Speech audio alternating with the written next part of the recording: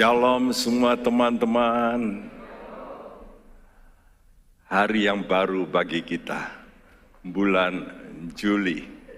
Ya, dalam bulan ini kita mau membicarakan satu hal yang paling sangat mengganggu hidup, egoisme.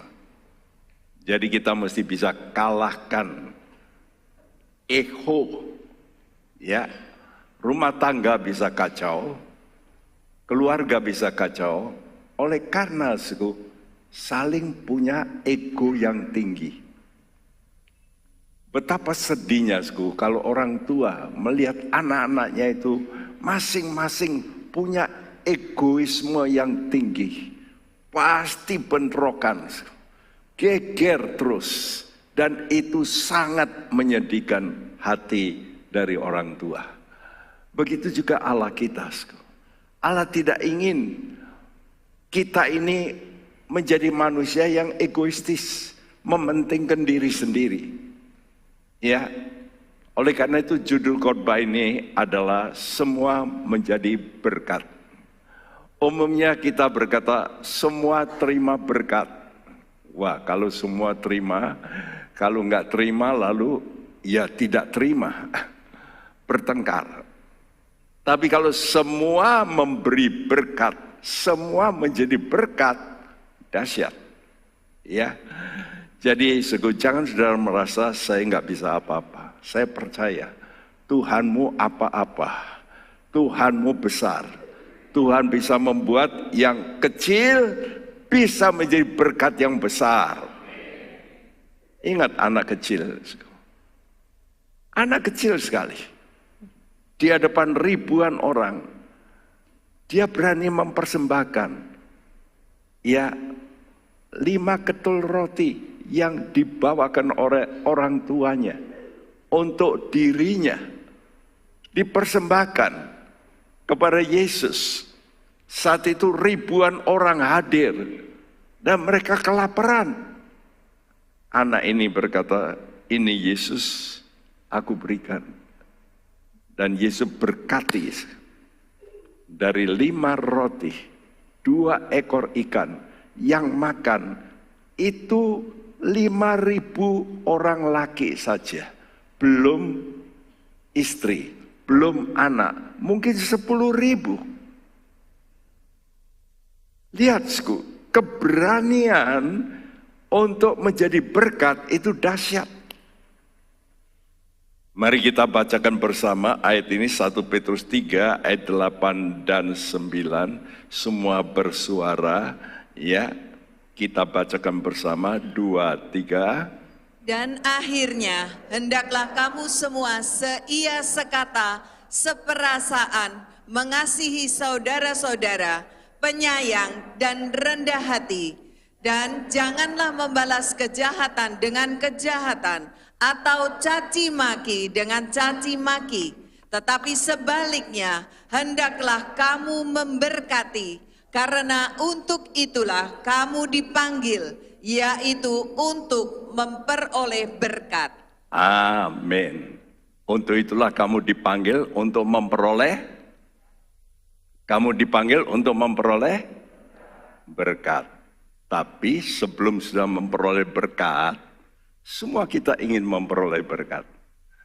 Tapi Tuhan berkata, kalau kamu mau memperoleh berkat, coba kamu belajar memberkati. Ini sekarang Tuhan balik. Ya. Umumnya kita itu ingin memperoleh berkat. Tapi Tuhan minta kita hendaklah kamu memberkati. Itu lebih dulu. Nah coba kata kamu ini kita ganti dengan aku. Kata kamu semua itu hendaklah aku seia sekata. Terus tiap kata kamu ganti aku. Yuk kita ngomong sama diri kita.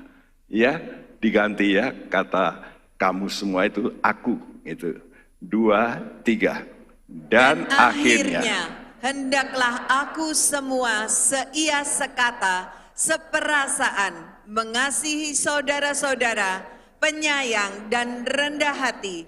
Dan janganlah membalas kejahatan dengan kejahatan atau caci maki dengan caci maki, tetapi sebaliknya hendaklah aku memberkati, karena untuk itulah aku dipanggil, yaitu untuk memperoleh berkat. Wow. Jadi saudara masih ngomong sama dirimu, aku harus memberkati, aku harus mengasihi, aku harus menyayangi. Dan kalau kita bisa begitu, nanti lihat hidup saudara akan berubah. Ya, umumnya manusia itu suka nuntut, tapi tidak suka memberi. Saya sebagai hamba Tuhan, belajar banyak memberi. Apa yang saya peroleh dari luar kota, kadang-kadang saya belajar membagikan, dan saya makin diberkati. Ini kenyataan. Saya melihat ada anak-anak Tuhan di sini, masih muda, tapi dia berani memberikan jumlah yang saya lihat, tapi saya melihat makin dia berani, makin saya melihat jumlahnya makin banyak dia berikan. Itu fakta. Jadi jangan kita menjadi orang-orang yang egois.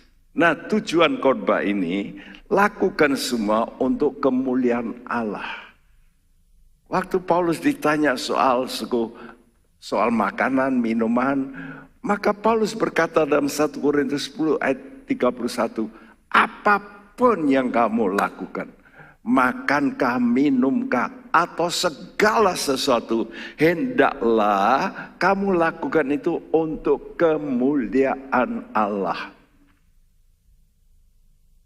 Ada satu pribadi yang mengawasi kita, Roh Kudus.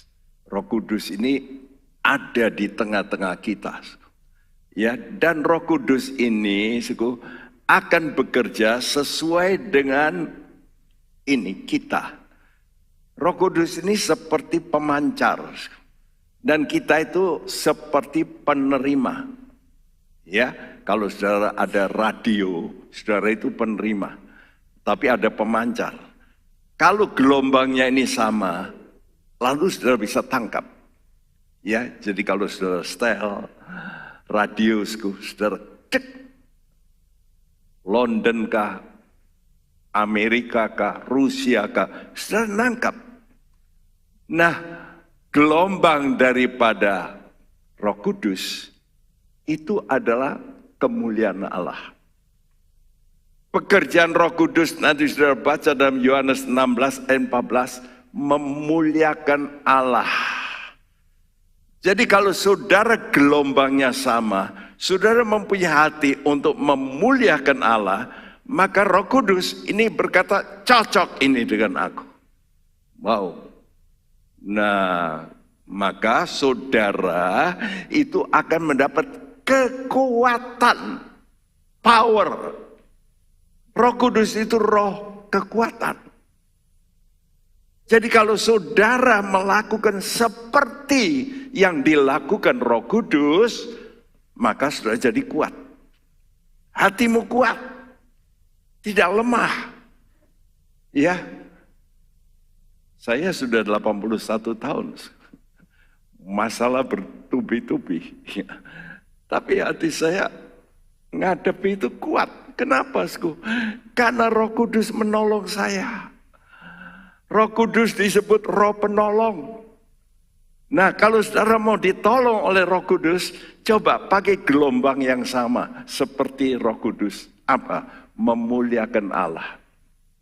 Jadi saudara mempunyai konsep, sekarang saya mau belajar, hidupku ini memuliakan Allah. Jangan sampai Tuhan jadi malu karena saya. Apalagi saudara sudah pakai namamu Petrus, tapi mencuri. Waduh, Petrus kok mencuri, gimana? Ya toh? Tapi kalau namamu Petrus, tapi engkau suka membantu orang lain, orang berkata persis itu. Wah, namanya betul itu. Nah, saudara, kita mesti belajar seperti yang dilakukan oleh Yesus.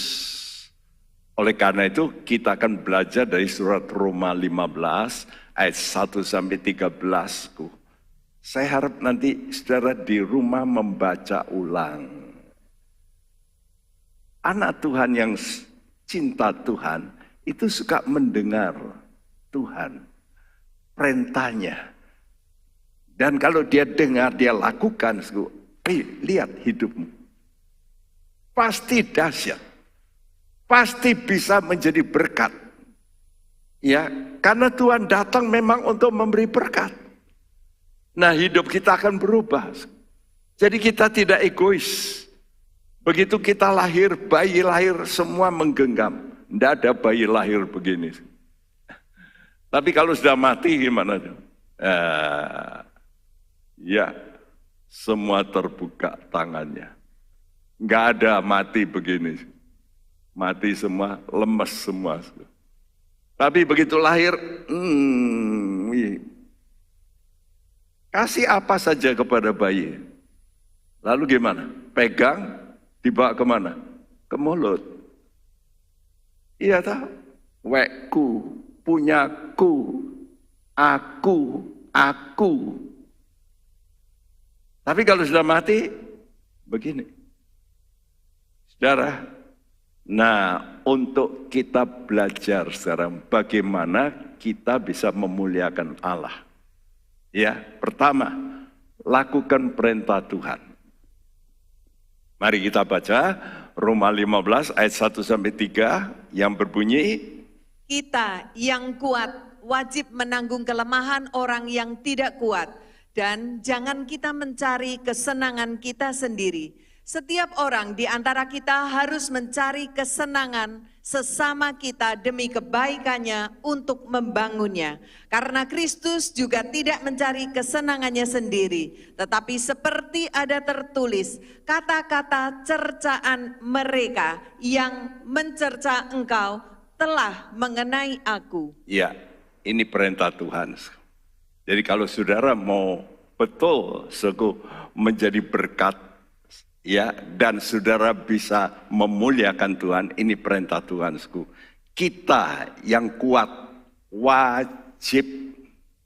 Nah, perhatikan kata wajib. Ya. Lalu ada huruf yang saya tulis biru sama. Harus mencari kesenangan sesama kita demi kebaikannya. Wajib dan harus. Untuk apa, Untuk membangun. Jadi saudara ini mempunyai tugas untuk membangun orang lain. Bukan untuk meruntuhkan. Lihat dunia sekarang ini. Dunia sekarang luar biasa, sedang resesi, bukan main. Kita di Indonesia nggak merasa. Di luar negeri, orang sudah mulai kelaparan. Di Afrika, begitu banyak orang kelaparan. Ya, di Amerika saya menerima kiriman dari orang yang tinggal di Amerika. Pak Bekti, sekarang di toko-toko itu ada bahan makanan yang sudah diproduk untuk bisa bertahan 20 tahun. Hah? Kenapa begitu? Karena sudah di warning sama WHO, PBB, akan terjadi kelaparan di dunia. Dan itu sudah ditulis di Alkitab. Indonesia ini masih belum ini. Lihat, kenapa? Karena terjadi perang sekarang, Ukraina, Rusia, itu sumber gandum di dunia. Mereka perang, tidak bisa diekspor, tertahan.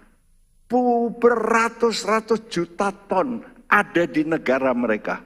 Dan negara Eropa sekarang, mulai ya mahalnya bukan main. Kita bersyukur di Indonesia. Karena itu kita akan mengadakan doa. Ya, tanggal 25, catat itu. Dan secara hadir, mungkin bisa waktu siang kah, pagi kah, secara hadir, kumpul. Kita doakan bersama Untuk apa, saudara? Untuk Indonesia. Saudara tahu Tuhan kita Tuhan yang penuh mujizat. Kalau saudara percaya Tuhan mujizat Tuhan bisa terjadi untuk Indonesia, ayo ikut memberkati Indonesia. Dengan apa? Dengan hadir. Nah, apa itu kata wajib? Saya tuliskan di situ, kewajiban adalah tanggung jawab yang harus dilaksanakan. Jadi kalau kita menjadi orang Kristen, kita tidak suka menolong orang, itu bukan orang Kristen.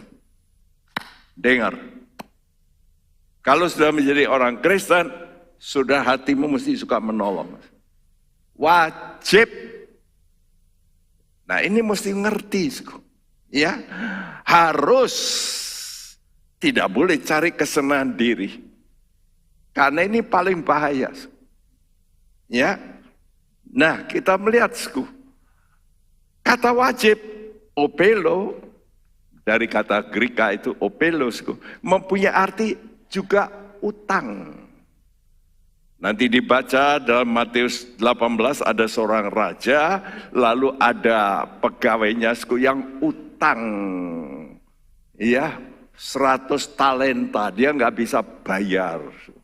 Ya, dan kata utang itu opelus, ya, utang itu kewajiban untuk dibayar, betul enggak? Jadi saudara-saudara yang berutang hati-hati. Jangan saya pikir kalau utang tidak bayar itu enggak bisa tetap masuk surga. No. Jadi saudara paling kalau tidak bisa bayar, saudara mesti datang, saudara berkata maafkan, ampuni saya. Seperti tulisan dalam Matius 18. Ya, saya nggak bisa bayar. Raja itu kasihan. Aduh anak saya nggak bisa bayar. Raja berkata, oke, aku hapus. Baru dihapus, dia keluar, ketemu temannya, utang cuma 100 dinar. 100 dinar itu 100 UMR. Ya, ketemu temannya, dia berkata, bayar. Aduh, maafkan, gak bisa maafkan. Nah, tadi minta maaf, dimaafkan. Sekarang orang lain utang, gak mau maafkan. Ini loh, kita ini banyak utang. Kalau sudah tidak mau bisa ngampuni orang, berarti saudara itu hutang. Ya. Nah, sebagai ciptaan Tuhan, kita ini ditugaskan oleh Sang Pencipta. Apa? Wajib bayar hutang. Wajib. Ya. Yang kedua, kita sebagai orang yang utang jiwa sama Tuhan. Sudah tahu waktu Yesus disalib, dia Allah menjadi manusia. Untuk apa? Membayar dosa, membayar hutang. Karena itu dalam bahasa Inggris dikatakan, forgive us our debts. Our debts. Forgive us our debts, bukan forgive us our sin, forgive us our debts, hutang kami. Jadi dosa itu apa? Utang. Dosa itu utang. Ini sudah mesti ngerti. Dan Tuhan bayar di kayu salib. Dia bayar dengan darahnya. Dia berkata, aku mau hapuskan hutang dari orang yang mau datang kepadaku. Tapi kalau kita sudah dihapus, kita juga harus wajib menghapus kesalahan orang lain. Karena itu ada orang yang nggak bisa maafkan orang. Wah, jangan harap masuk surga. Siapa yang tidak bisa memaafkan orang, dia nggak bisa masuk surga. Nah, ini sama dengan yang kuat wajib menanggung kelemahan orang yang tidak kuat. Karena itu kalau sudah lihat ada orang tuamu yang nggak bisa ini nggak, tolonglah. Saya kadang-kadang melihat ada orang kaya, orang tuanya saya melihat sendiri, orang tuanya rumahnya bocor.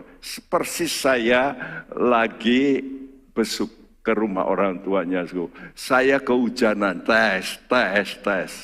Rumahnya dia mewah, aduh.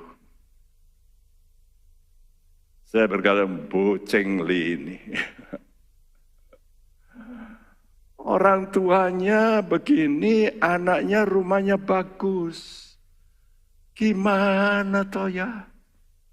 Saudaraku, kita hutang sama orang tua kita, bukan? Sama ibu yang harus mengandung, melahirkan. Hutang jiwa. Ingat-ingat anak-anak, jangan sampai Anda dan saya itu kurang ajar sama orang tua. Pasti celaka. Karena itu bagaimana kita bisa memuliakan Tuhan? Dengan bersatu. Ya, dengan bersatu. Nah, kalau keluarga itu bisa bersatu, orang berkata, waduh, bagus keluarga itu. Nah, itu memuliakan ya nama keluarga itu. Roma 15 ayat 4-6 berkata, sebab segala sesuatu yang ditulis dahulu telah ditulis untuk menjadi pelajaran bagi kita, supaya kita teguh berpegang pada pengharapan oleh ketekunan dan penghiburan dari kitab suci. Semoga Allah yang adalah sumber ketekunan dan penghiburan mengaruniakan kerukunan kepada kamu sesuai dengan kehendak Kristus Yesus, sehingga dengan satu hati dan satu suara kamu memuliakan Allah dan Bapa Tuhan kita Yesus Kristus. Iya, saudaraku, segala sesuatu yang ditulis di Alkitab ini adalah sumber ketekunan dan penghiburan. Jadi kitab suci ini sumbernya ketekunan dan penghiburan. Karena itu kalau saudara nggak bisa tekun, itu karena kurang baca Alkitab dan praktekkan.